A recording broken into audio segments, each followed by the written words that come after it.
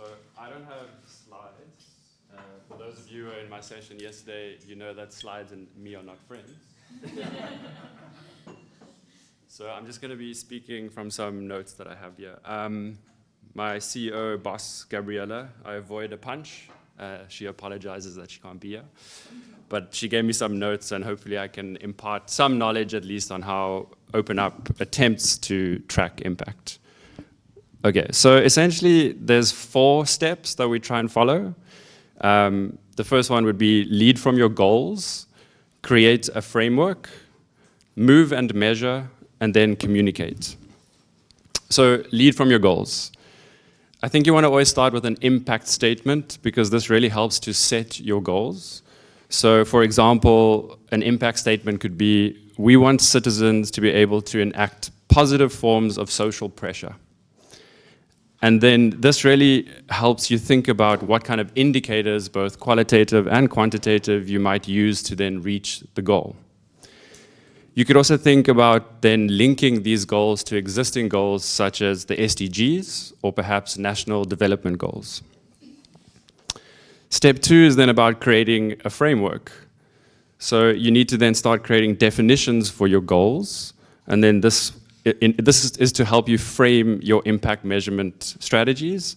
And the way we break this down, and I know earlier there was some confusion, or it always gets confusing between outputs and outcomes, but essentially you want to break it down into activity, output, and outcome. So activity is what happened or what did you produce. So for example, you might say, we hosted a workshop. Then your output would be how well did it work.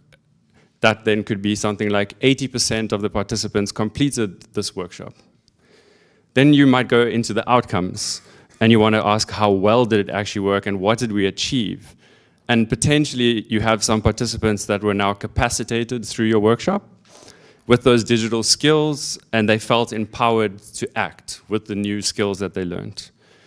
And then a next stage impact would then be that you find out that a participant went and used these skills that they got, and they were able to access and interrogate public data.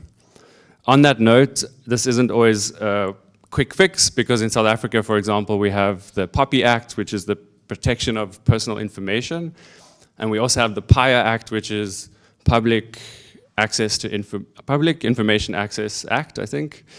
And what happens sometimes with government departments is that you'll submit a PIA request for what is public information, and they'll get back to you and say, no, we can't do it because of the POPI Act.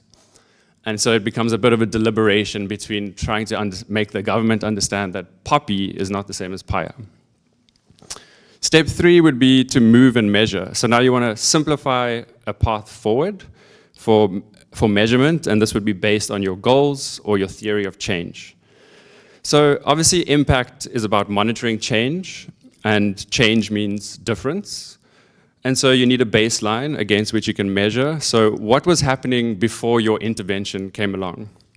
You also need a control, which this refers to what happens to those without your intervention. And of course you need to collect the data so that you can show this is what happened to those that did use your service. So again, baseline, control, collect data, science. And lastly, it's about communicating your impact. So your impact monitoring should really tell your story. I think impact is way more than just quantitative analytics and user metrics. It's really about telling your story of achievement. And so you want to try, I'll give you an example actually, sorry. So just a quick question, how many users would you say is indicative of success? Just any answers? Precisely, 1. Because here's an example we did. We built the South African lotteries tool. It only had 1 user, so based on that metric, you might say failure. But that 1 user was able to break a story that revealed that 2 billion rand was used in a fraudulent, or illegally misallocated, let's put it that way. So they always link your impact statements back to your org goals. Think about your audience as well. So you want to tailor your communication accordingly. So for example, if you're trying to show the impact of your initiative to perhaps a business-minded audience, you might want to look at SDGs. Or if maybe you're trying to get investors or funders to give you money, you might want to look at project sustainability indicators. In summary, it's not actually, so this is a very important point. It's not about changing the indicators that you use to track the impact, it's about changing how you communicate that impact to different audiences. And so I think if I could summarize it very quickly, lead from your goals, start with a clear impact statement. Citizens can enact positive social pressure. Use those goals to identify the indicators of success. Align your goals with the existing frameworks such as SDGs or national development goals. Create your framework where you define your goals and your impact measurement strategy.